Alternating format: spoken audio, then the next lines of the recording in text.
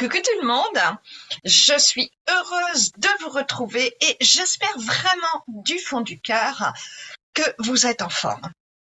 On voit une technique pour faire taire notre mental durablement dans ce nouveau podcast.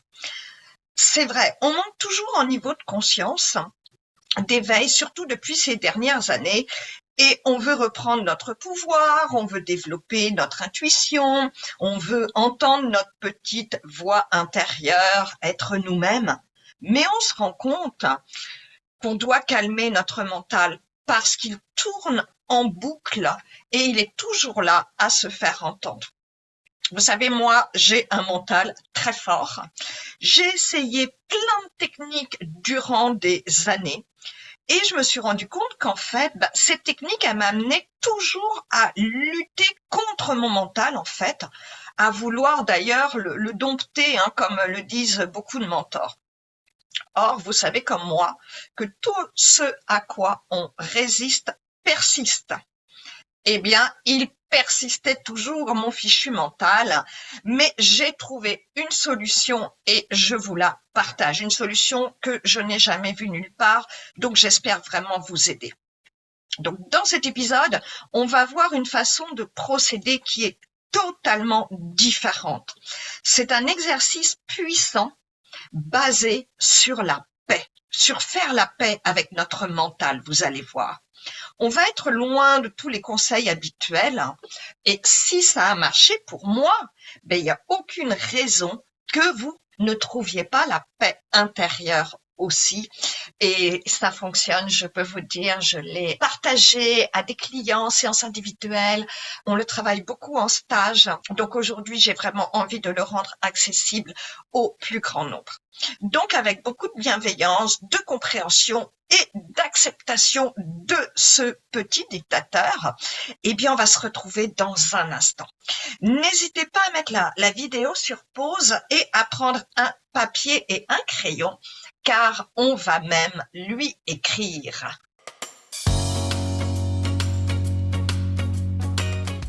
Coucou tout le monde, c'est Corinne et Mia. Ce podcast est dédié aux personnes intéressées par les énergies, les mondes subtils et la spiritualité. Chaque semaine, je vous partage ce qui m'a été le plus utile dans mon évolution personnelle et spirituelle. Des ressources et des outils concrets, toujours simples, rapides et efficaces, pour être soi-même, pour une vie de tous les jours plus légère, qui a plus de joie et plus de sens.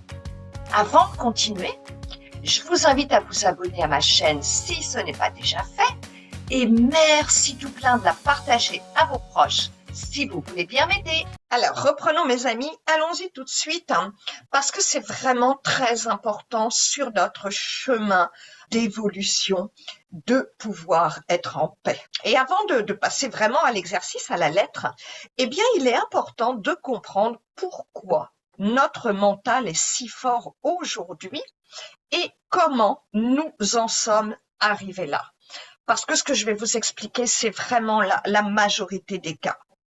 Je sais pas vous, mais il y a encore pas si longtemps pour moi, mais j'avais l'impression d'avoir un vrai petit dictateur intérieur.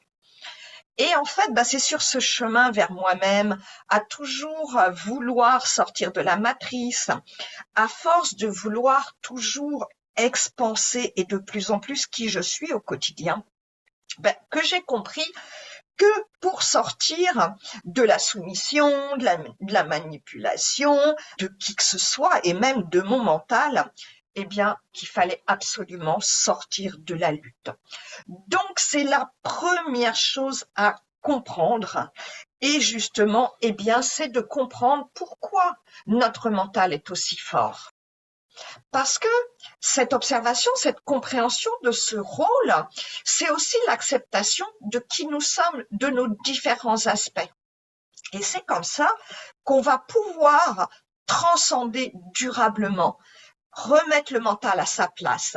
Et ça va nous permettre de développer nos ressentis, la communication avec notre guide intérieur ou nos guides. La différence entre le guide intérieur ou nos guides, j'en parle dans un podcast que je vais vous remettre en lien si la différence n'est pas claire pour vous. C'est la première des choses. Et avant de commencer l'exercice, eh bien, on a besoin de comprendre 3 aspects et de nous mettre dans un contexte pour réussir justement à apprivoiser notre mental.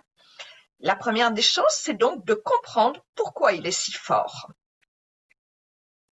Eh bien, s'il est si fort, c'est parce que nous avons dû relever de nombreux challenges et de nombreuses difficultés dans notre vie pour être qui nous sommes aujourd'hui, pour être éveillés, pour être là.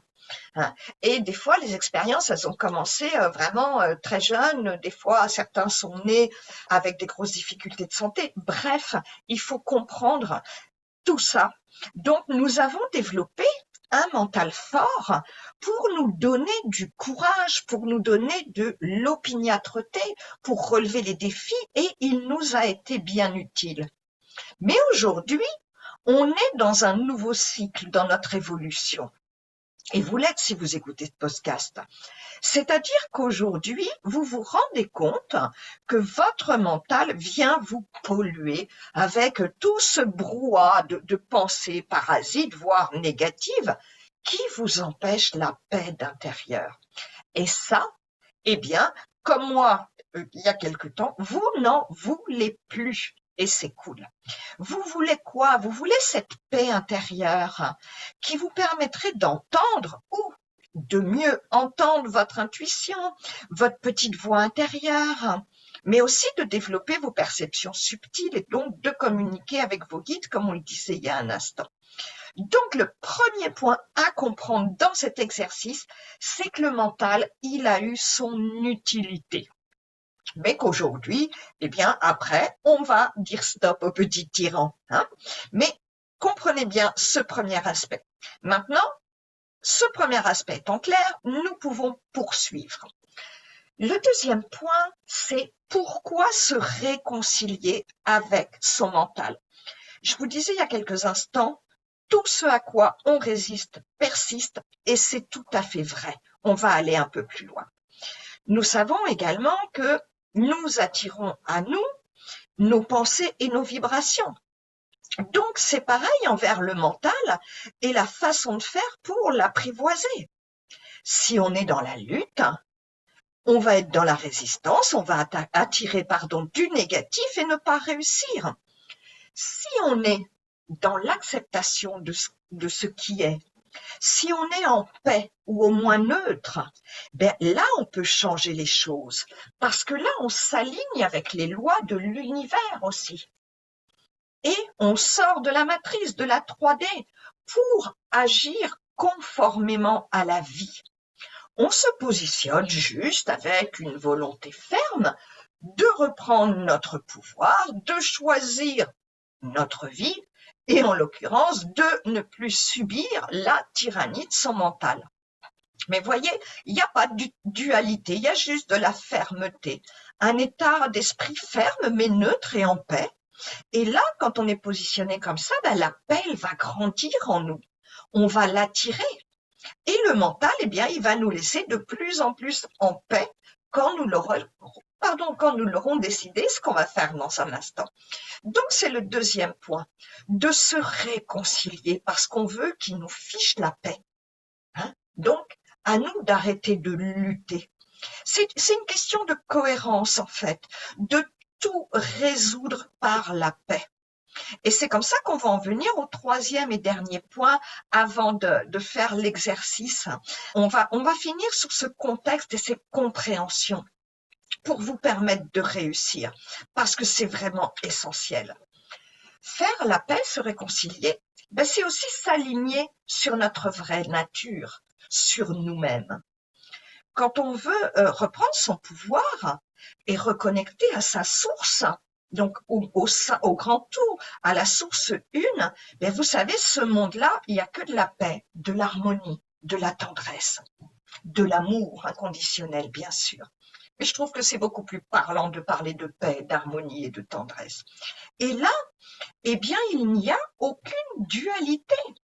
C'est donc un nouveau positionnement à avoir envers notre mental, cette partie de nous-mêmes. Il est juste donc de parler de réconciliation, comme on l'a vu précédemment, pour être aligné avec nous-mêmes.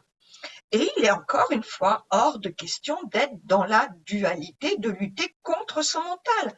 Ce serait pas cohérent, ce serait alimenter la dualité, le jeu de l'ombre, de la lumière, et les gens qui bataillent toujours les uns contre les autres.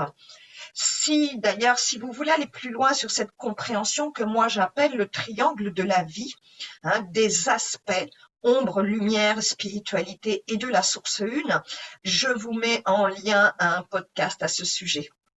Donc ça, c'était le troisième point. En retrouvant cet apaisement vis-à-vis de notre mental, en nous alignant aussi sur notre vraie nature, sur la source une, eh bien, on se donne encore plus de chances de réussir et d'apprivoiser notre petit renard chéri, parce qu'il est malin, mais nous aussi, on va être plus malin que lui. Alors maintenant, on peut passer au quatrième aspect, c'est donc la lettre à mon mental et comment allons-nous faire. Encore une fois, je vous invite bien à avoir un papier, un crayon, à mettre le podcast sur pause si besoin, parce que vous savez bien, il va toujours vous faire repousser. Donc là, eh bien, faites-le maintenant. Dans cet état d'esprit, avec tout ce qu'on vient d'expliquer, les 3 points, avec ce nouveau positionnement, eh bien, on peut poursuivre. Je vous invite d'ailleurs à vous mettre au calme, à vous centrer dans votre cœur, parce que soyez sûr que lui aussi, il écoute le podcast et il guette vos réactions et surtout vos actions, l'engagement que vous allez prendre et le retournement qu'on va faire, le retournement de pouvoir. Alors pour commencer, c'est parti. Tout d'abord, pour rappel, on s'est donc tous forgé un mental fort et il nous a permis de relever de nombreuses situations dans notre vie.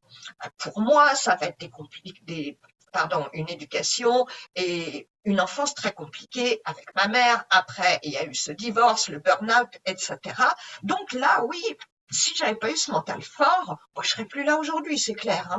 Donc, voilà, tout ça, c'est des expériences et nous allons remercier notre mental pour toutes ces situations difficiles que nous avons réussi à dépasser. Et donc, toutes les fois où nous nous sommes relevés. Je vous invite à le faire par écrit parce que c'est beaucoup plus fort. Juste, pour chaque expérience, vous allez mettre 1 ou 2 mots. C'est pas la peine de développer et d'aller brasser les expériences difficiles. Juste 1 ou 2 mots pour faire le lien. Donc, vous pouvez commencer votre lettre comme ça. Encore une fois, j'insiste sur l'importance de le faire par écrit parce que c'est beaucoup plus fort. Cher mental, je te remercie pour toute ton aide dans ces situations. Je vous mets à l'écran les phrases. Et vous listez les situations les plus difficiles que vous avez passées et vous passez en revue depuis votre tendre enfance. Donc, vous observez sans juger. Mettez la vidéo sur pause si besoin. Et dites-vous bien que c'est pas grave si vous en oubliez. Pas grave du tout, du tout. C'est juste pour déjà commencer à renouer, à vous réconcilier avec le mental, à vous rendre compte de toutes les situations dans lesquelles il vous a été utile, à vous rendre compte pourquoi vous avez dû développer un mental fort, développer cette force pour passer au-delà des obstacles. D'accord? Votre mental, il a donc été une aide précieuse à l'époque. Il a été votre outil pour vous libérer et même au-delà, pour vivre vos choix d'incarnation. Donc ça, c'est la première partie. Cher mental, je te remercie pour toute ton aide dans ces situations. Si c'est compliqué pour vous de le remercier, vous pouvez changer la formule. Il faut surtout que ce soit aligné avec vous-même. Changez la formule, mais quelque chose qui soit doux, qui soit pas dans la dualité. Peut-être, par exemple, aujourd'hui, je reconnais que tu m'as été utile. Mais voilà, quelque chose Ne soyez pas dans la dualité si vous ne pouvez pas remercier. D'accord? On peut passer maintenant à la suite. La suite, c'est maintenant que vous avez écrit la phrase qui vous convient avec un ou deux mots pour peut-être, je ne sais pas, 3, 4, 5 expériences. Posez votre stylo. Mettez-vous dans votre cœur pour vraiment voir que vous faites la paix. Juste quelques instants. Mais pour intégrer cette paix en vous, vous l'avez fait par écrit, je vous ai dit que c'était important. Et bien maintenant, vous ramenez cette sensation de paix en vous quelques instants. Il n'y a pas besoin d'y être longtemps. C'est la puissance de l'intention. Vous pouvez aussi inspirer et sur l'expiration, eh bien tout simplement vous décidez que vous faites la paix avec votre mental. Et on est prêt maintenant pour passer au retournement de pouvoir. Maintenant qu'on est réconcilié, c'est quoi le retournement de pouvoir? Eh bien, on va poser les nouvelles règles. Et je vous propose un petit texte, je vous le mets à l'écran.